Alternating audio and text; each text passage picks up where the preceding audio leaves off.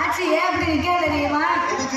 நீ வில்லுப்பாட்டு படிச்சு வீட்டுல கொண்டு போய் ரூபாயை கொடுத்தேன்னு வையே, கையில வச்சிருக்கா பாரு சட்டாப்பைய வச்சு 2 தோசையை சுட்டு கொடுப்பா. ரூபாயை கொடுத்தா நீ ரூபாயை கொடுக்கலைன்னு வையே, சட்டாப்பை திருப்பி காய வச்சு செவிட்லயே 2 பூசையை கொடுப்பா.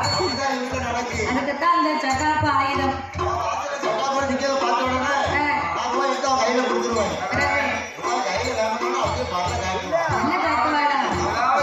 போட்டு திங்கும் போது உனக்கு எப்படி இருக்கு?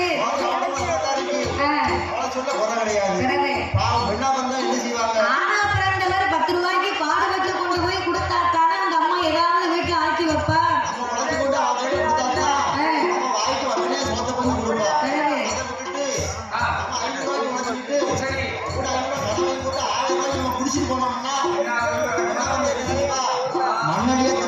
அவன் திங்க வேண்டிய இல்ல, நீங்க தான் பிறகு ஈரமண்ண அள்ளி வைக்கணும்.